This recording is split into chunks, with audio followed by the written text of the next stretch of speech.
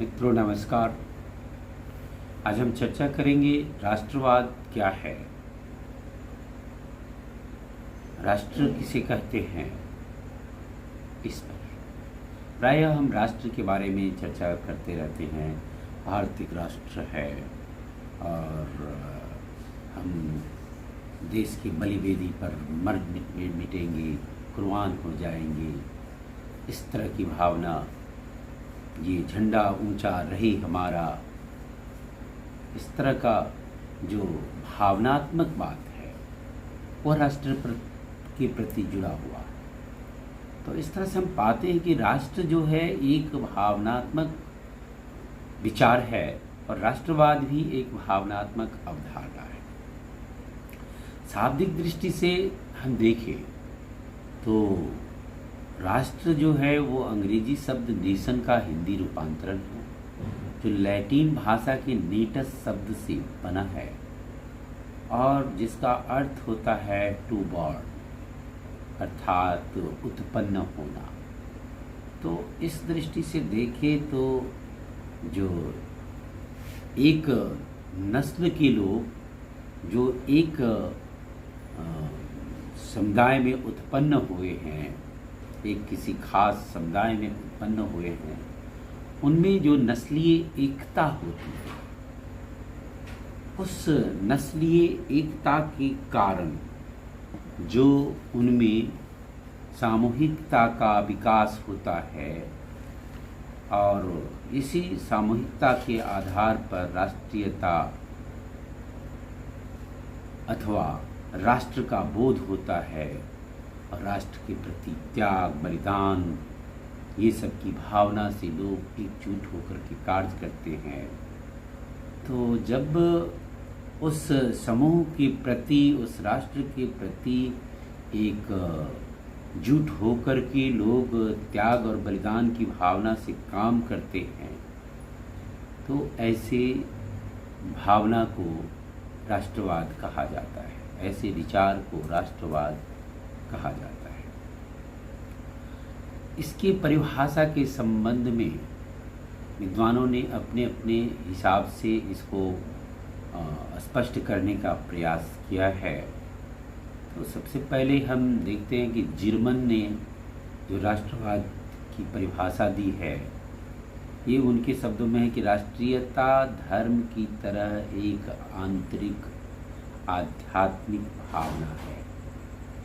ये भीतर में, लोगों के भीतर में पाई जाती है और ये अध्यात्म की तरह होती है। जैसे धर्म के प्रति आस्था होती है, उसी तरह से राष्ट्र के प्रति भी लोगों में आस्था होती है, भक्ति होती है। इंडियन फिलोसफर ये बेनी प्रसाद वर्मा ने इसकी परिभाषा देते हुए बताया है कि राष्ट्रीयता एक ऐसी धारणा है जो कुछ सामान्य आदतों एवं संस्कृति के आधार पर आधारित होता है और इस अर्थ में इसकी पृथक पहचान होती है। यानी इसमें एक समुदाय की, एक प्रजाति के जो लोग होते हैं, उसमें कुछ सामान्य आदतें होती है, उनकी संस्कृति एक जैसी होती है और इस तरह से उनकी अपनी एक पृथक पहचान होती है और इसको वो राष्ट्र का नाम देते हैं।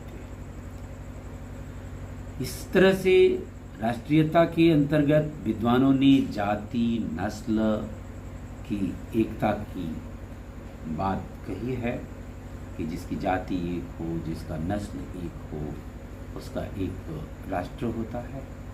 वर्गीस ने भौगोलिक तत्वों पर ज़्यादा जोर दिया है और उसके अनुसार राष्ट्रीयता नस्ल संबंधी एकता युक्त उस जनता के समूह को स्पष्ट करता है जो एक निश्चित भौगोलिक भूभाग पर निवास करती है। मतलब इन्होंने राष्ट्रीयता के लिए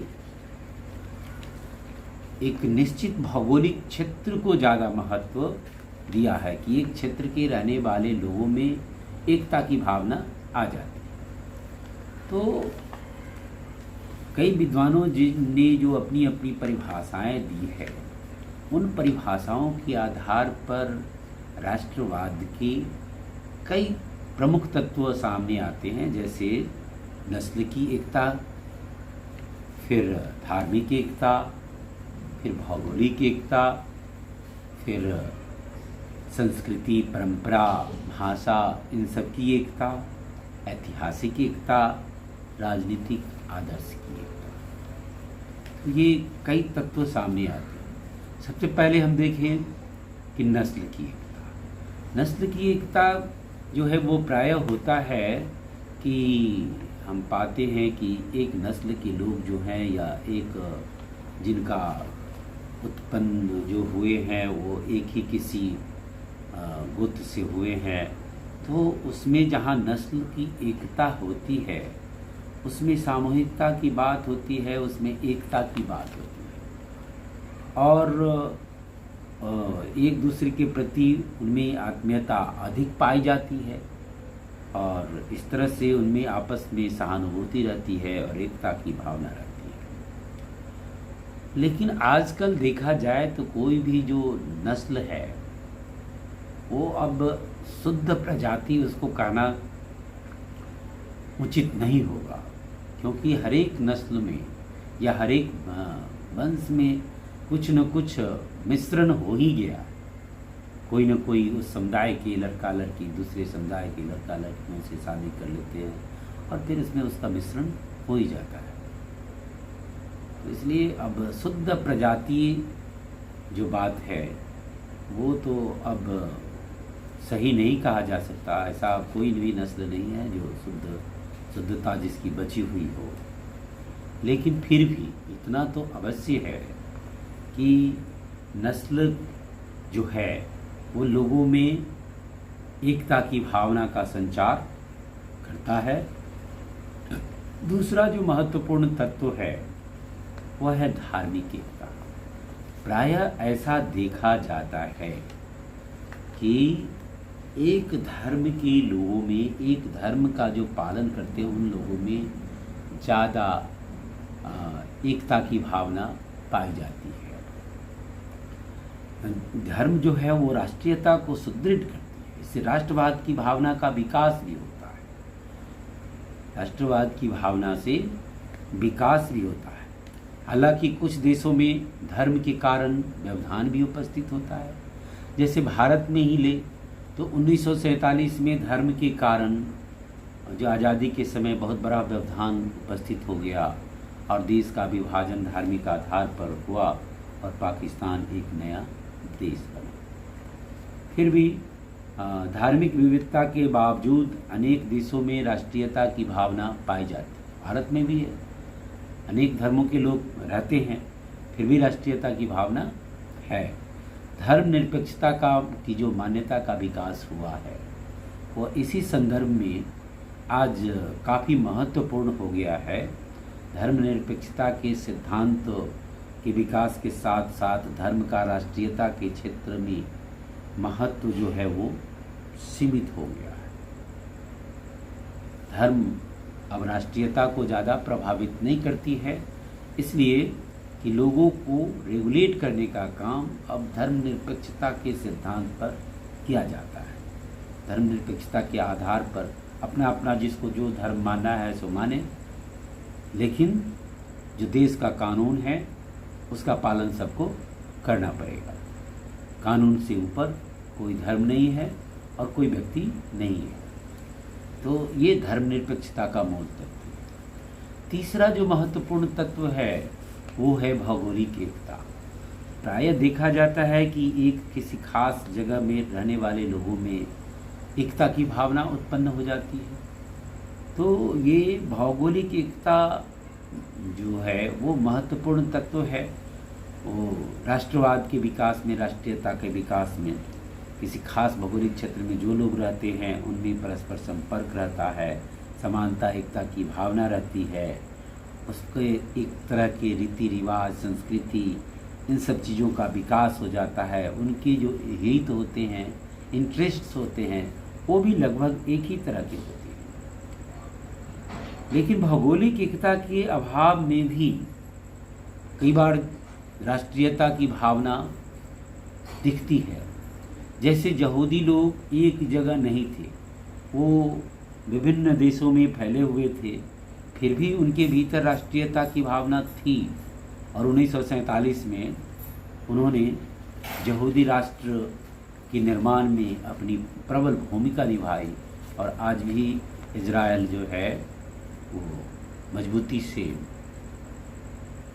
स्थापित है। ये चौथा जो तत्व है संस्कृति, परंपरा, भाषा आदि की एकता। प्रायः देखा जाता है कि एक धर्म, एक संस्कृति के जो लोग होते हैं उनकी भाषा भी लगभग एक ही होती है और उनमें एकता की भाषा, एकता पाई जाती है। उनकी वैचारिक एकता उनमें देखी जाती है, सांस्कृतिक एकता देखी जाती है, भाषाई एकता देखी जाती है और इन सब के कारण उनमें एकता की भावना को विकास होता है। हालांकि भारत जैसे देश में यहाँ बहुत सारी संस्कृतियाँ हैं, बहुत सारी भाषाएं हैं, परंपरा भी अलग अलग तरह की है, तो फिर भी एकता है। यहाँ हमारे देश के बारे में ये कहा जाता है कि ये यूनिटी इन डाइवर्सिटी, विविधता में एकता है। इस तरह से पांचवा जो है वो ऐतिहासिक एकता है। प्रायः ऐसा भी देखा जाता है कि जिस देश का इतिहास एक तरह का है तो उसके कारण भी उनमें एकता की भावना पाई जाती है। जैसे भारतीय राष्ट्रीय आंदोलन के समय राष्ट्रवादियों द्वारा भारतीय सभ्यता एवं संस्कृति के दीर्घकालीन परंपरा को बार बार उजागर किया जाता था।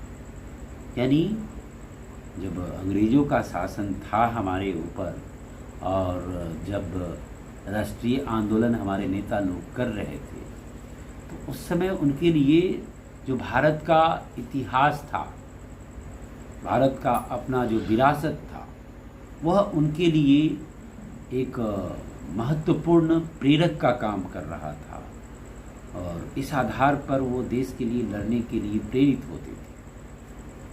तो और नेक्स्ट है राजनीतिक आदर्श की एकता, जहाँ इतिहास और भूगोल लोगों को एकता के सूत्र में बांधते हैं, वहीं समान राजनीतिक दृष्टिकोण भी उसे एक राष्ट्र के रूप में पृथक पहचान दिलाते हैं। जैसे जनतंत्र, उदारवाद, धर्मनिरपेक्षता जैसे मूल्य एवं सिद्धांतों को भी इसीलिए भारत ने स्वीकृति दी है, क्योंकि ये जो राजनीतिक आदर्श हैं इसके कारण ये जनतंत्र का बात है, उदारवाद है, धर्मनिरपेक्षता का मूल्य है, इन सब से भी राजनीतिक एकता, ये राष्ट्रीय एकता का संचार होता है। राजनीतिक आदर्श के कारण जैसे मान लीजिए कि सोवियत संघ का निर्माण हुआ था। कई सारे देश मिलकर के और सोवियत संघ बनाए थे, मुख्य रूप से उसमें रूस थे। तो उसमें भी क्या देखा गया कि वहाँ राजनीतिक आदर्श जो है वो साम्यवाद का उनका आदर्श था और इस साम्यवाद के राजनीतिक आदर्श को प्राप्त करने के लिए उनमें एकता की भावना का संचार हुआ और सभी एक साथ मिलकर के संघ बनाए और ये सोवियत संघ 1917 से लेकर के 1990-91 तक को चला। तो राजनीतिक आदर्श भी लोगों के भीतर एकता की भावना का संचार करते हैं। तो यही जो एकता की भावना है, नस्ल के आधार पर, भौगोलिकता के आधार पर या फिर भाषा और संस्कृति के आधार पर, धर्म के आधार पर, ऐतिहासिक आदर्श के आधार पर ये जो एकता की भावना उत्पन्न होती है, इससे लोगों में राष्ट्र के प्रति आस्था और भक्ति की भावना बढ़ती है और वो राष्ट्र के लिए एक उस राष्ट्रीय जो राष्ट्र की जो स्थिति है उसके लिए अपना सर्वस्व न्यौछावर करने के लिए तैयार होते हैं। तो इस तरह से राष्ट्र जो है एक भावनात्मक अवधारणा है, ये एक भावनात्मक विचार है और लोगों में ये एकता का संचार करती है। विभिन्न नामों पर, धर्म के नाम पर, संस्कृति के नाम पर, भाषा के नाम पर, भौगोलिकता के नाम पर, राजनीतिक आदर्श के नाम पर, और इस आधार पर उसमें एकता की भावना का संचार होता है और वो इसके लिए अपना सब कुछ देने के लिए तैयार होते हैं। इसी भावना को राष्ट्रवाद कहा जाता है। आशा है मैंने ये आपको स्पष्ट करने का प्रयास किया हो, ये आप राष्ट्रवाद को अच्छी तरह समझ पाए होंगे। तब तक के लिए धन्यवाद। फिर हम अगले वीडियो में कोई नए विषय लेकर उपस्थित होंगे। बहुत बहुत धन्यवाद।